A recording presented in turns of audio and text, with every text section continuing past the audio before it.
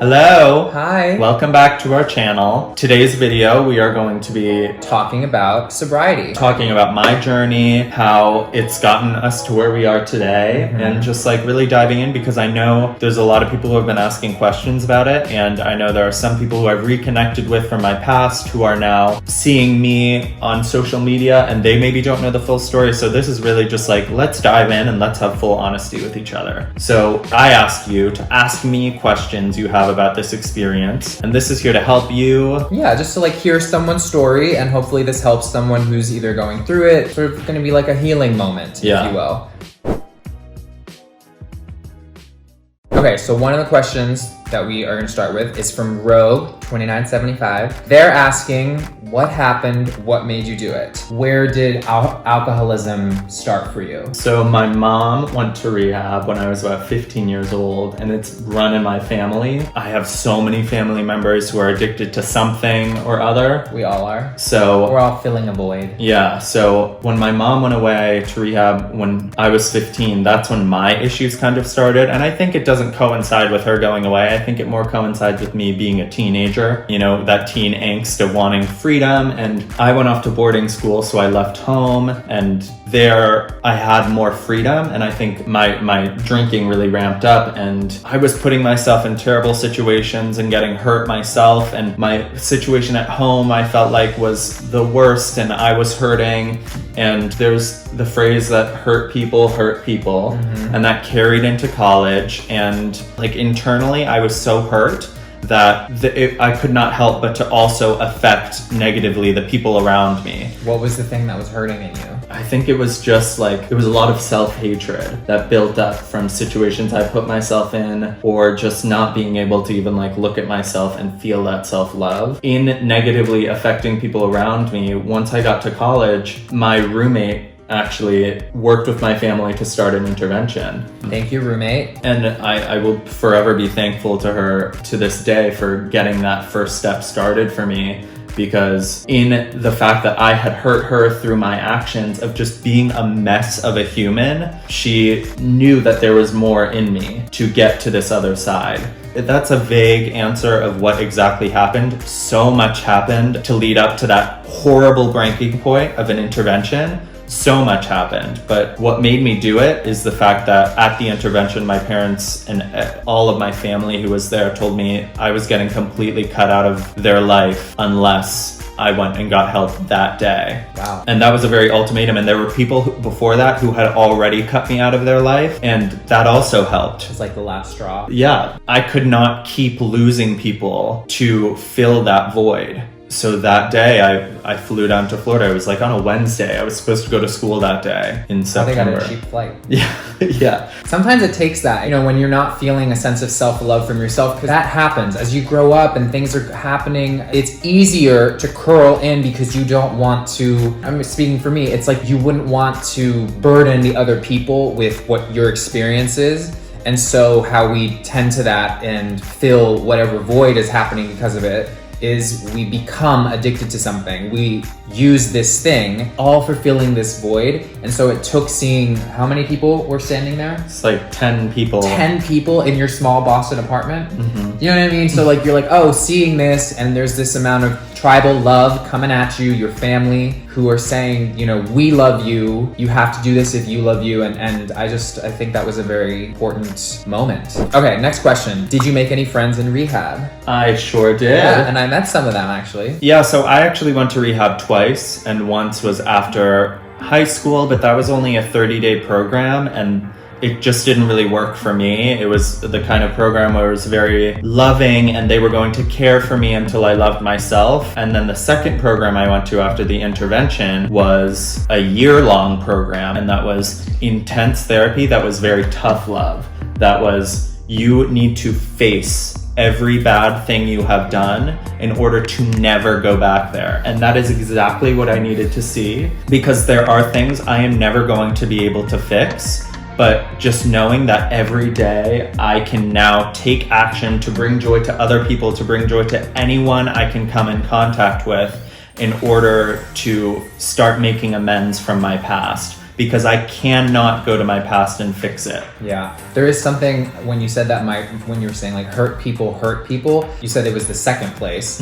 When someone says that, they're like, you're going to face what you did, have no like license in this, but it makes me think of like, you have to feel some of the trauma you caused in order for you to hopefully go, I never want to do that again. Is that kind of the thing they were going for? Yeah. I mean, the trauma especially like caused to my parents through them having to watch their son almost die sometimes. And my dad found me on my kitchen floor before, completely passed out, like with vomit on myself. There's just times when I truly could have died, and the trauma that causes your parents is irreparable in a way that the only way I can try to even attempt to fix that is by continuing every day to show them and to show myself that I am a better person who never wants to go back to that horror I brought other people. So yes, I did make friends in rehab too, and they're some of the best friends of my life because we all went through this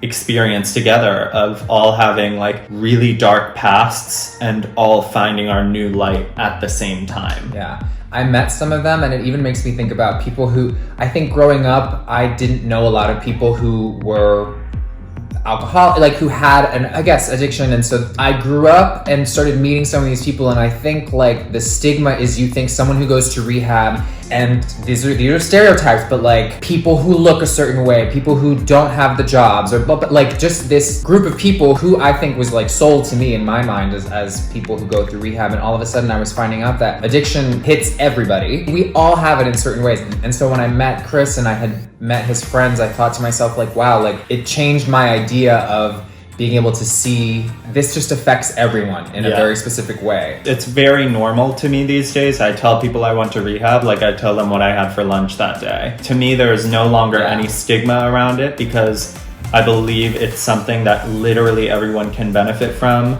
Treatment, even if you don't have an addiction, because it just forces you to look inside yourself, whether you had an addiction or whether you've made some mistakes in life. This next question is from Bri Miller. Bree Miller. Was it hard to readjust to normal life after leaving rehab?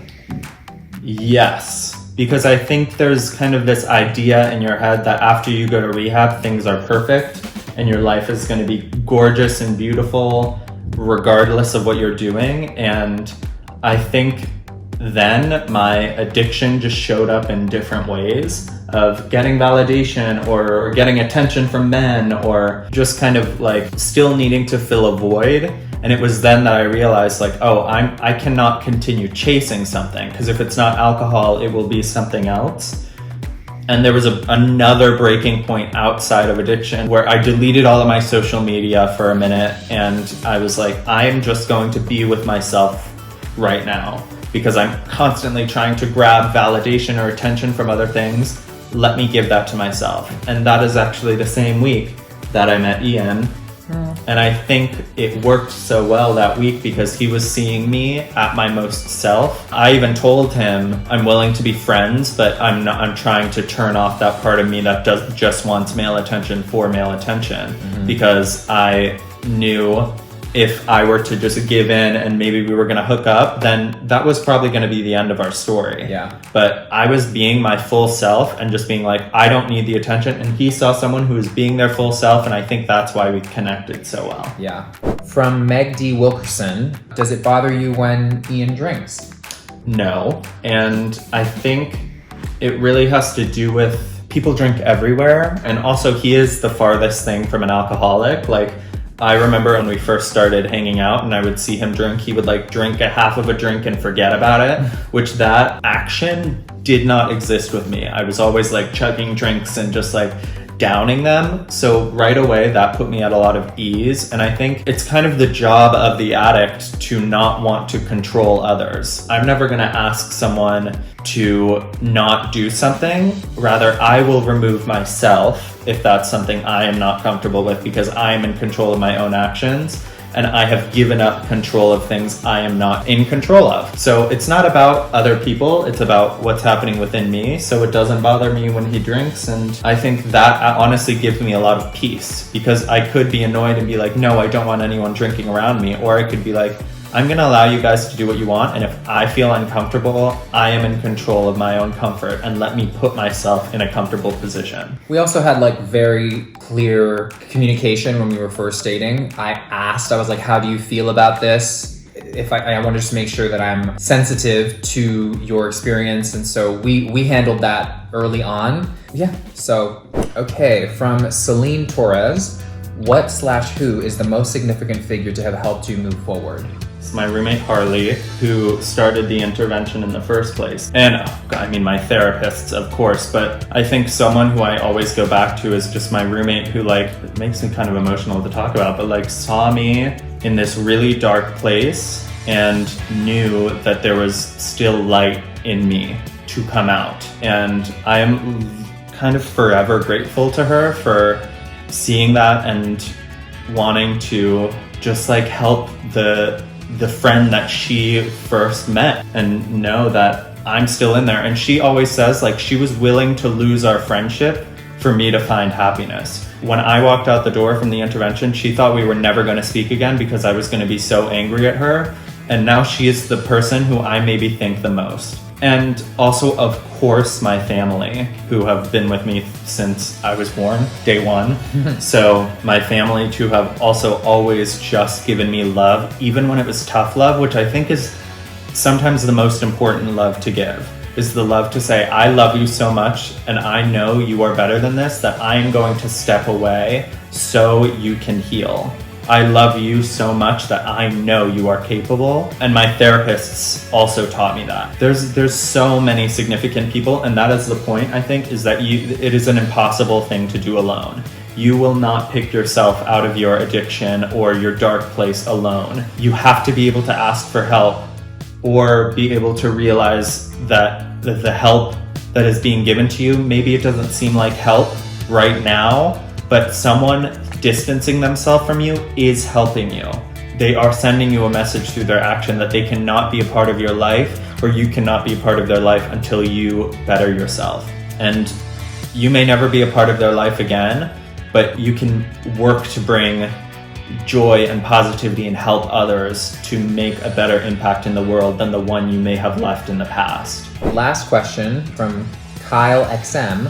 Where is this WAP video? Oh, I don't think sometimes people read what the prompt is. Yeah, that's okay. So the WAP video has been dropped.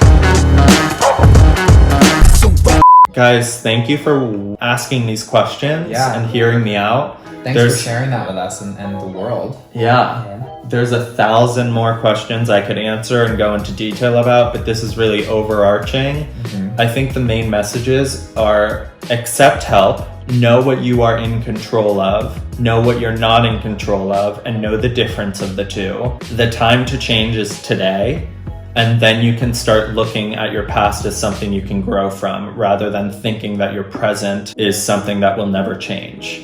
You are in control of your own present. Yeah. I love you guys, and thank you for hearing me and letting me tell my story. There have been a lot of like blood, sweat, and tears put into it. And I know I tell that now kind of like emotionless, it's just a story, but like all of the things I went through were so real and huge. And it's a blessing to now be able to be on the other side of it. But the only thing that gets you on the other side is going through those terrible, life-altering, screaming moments. I have survived every hardship in my life up to this point, so now I know any hardship that presents itself in the future is nothing I can't handle. Here. We are here for you. We love you. Yes, we do. And remember to focus on your blooming. Love you. Bye.